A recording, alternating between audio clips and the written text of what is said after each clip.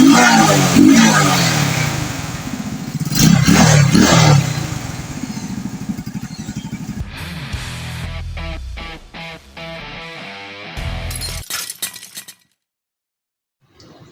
araw mga tropa.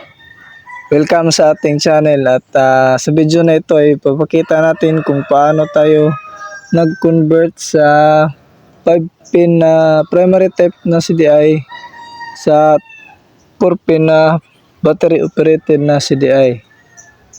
So bale ang motor na ito ay Eurosport 125 kung di ako nagkakamali.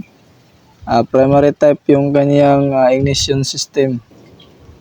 So bale ang motor na ito ay bagong palit ng stator assembly, pero mukhang replacement ang nabili ng may-ari kaya madali lang nasira at madali wala ng supply ang primary coil niya.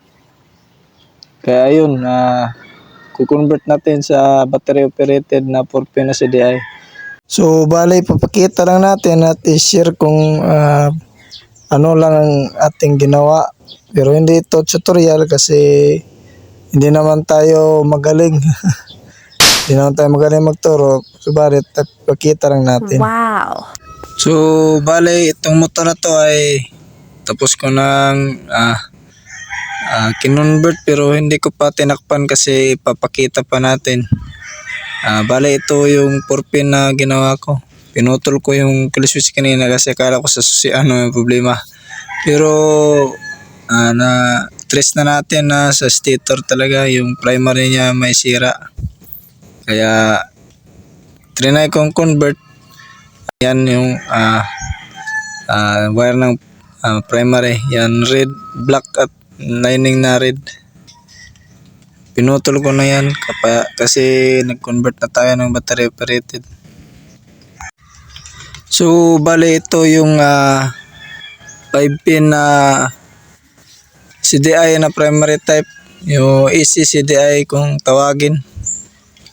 Ayan yung mga bawat pisto ng wire sa bawat pin. Bale yan yung wiring diagram niya. Nandyan yung kung saan nakapisto yung bawat wire at ano ang mga color coding niya. Sa mga marurunong na alam na nila yan kung saan nakapisto ang bawat wire na yan. At naiintindihan na nila kung ano ang wiring diagram. Bali ganyan ang pisto niyan. Kung isasalpak sa sakit, ganyan yung pisto. So base sa pinakita sa picture, ang green ay ground at yung blue ay pulser at yung kill switch naman ay yung sa gitna, yung sa susian. Pag naka-off yung susi, yung kill switch at yung ground magkakadikit kaya mamatay yung makina. At yung black na may lining na red naman, yan yung primary coil na galing sa stator assembly. Yan. So bali pinutol na natin yan kasi nag-convert na tayo ng battery operated na CDI. At yung itim na may lining yellow naman ay yan yung papunta sa ignition coil. Yan. Yan siya. Yan yung color coding ng bawat wire niyan sa motor na ito.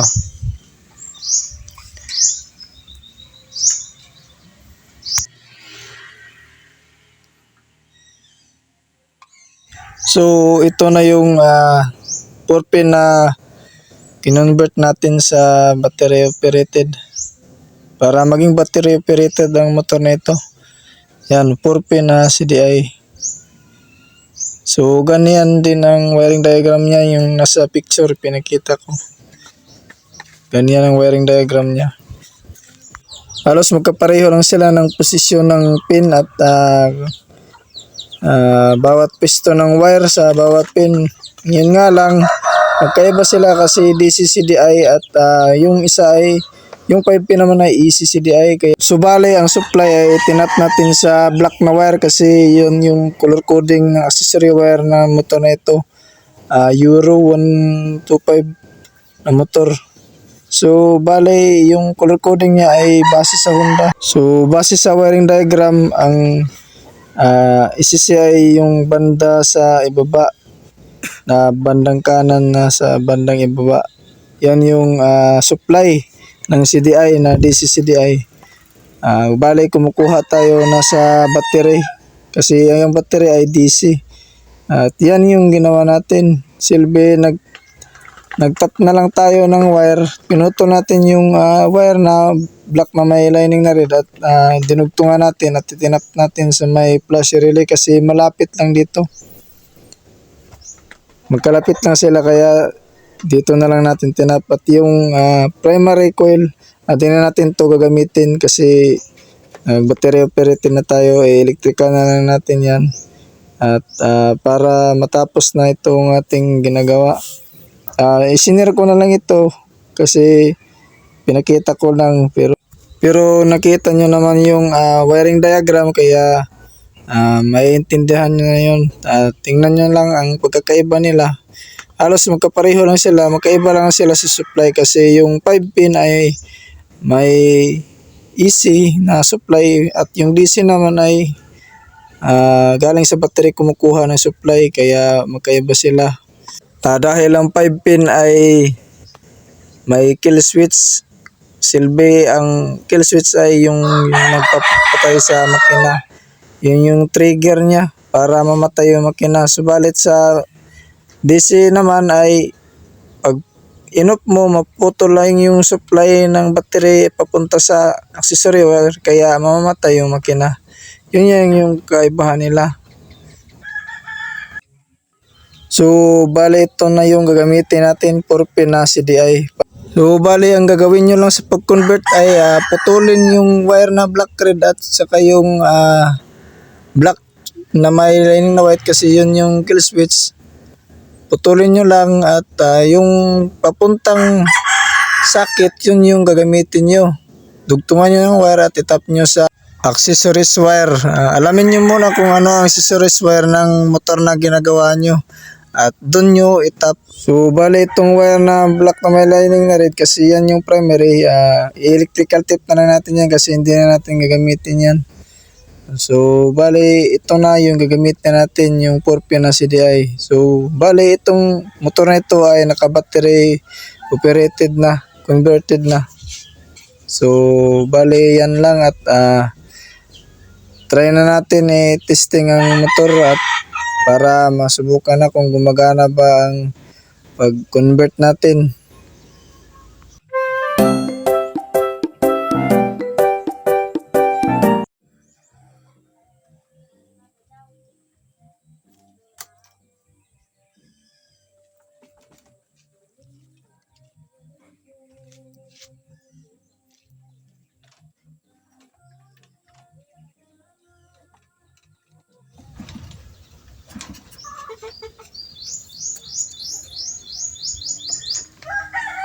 Kaya pala ayaw mandar kasi kalimutan pag kabit yung CDI. So tikto tayo, subukan natin. On ignition, tadjak. Yun no, one click agad. So bale effective yung ginawa natin. So dito lang nagtatapos ang ating video. Naway na gustuhan yung ating video at kung nagustuhan nyo ay maaari nyo akong i-subscribe, like ang ating video at i-share ang ating video. So maraming salamat sa panonood at naway suportahan nyo at samahan nyo ako sa ating munting channel. Ride safe!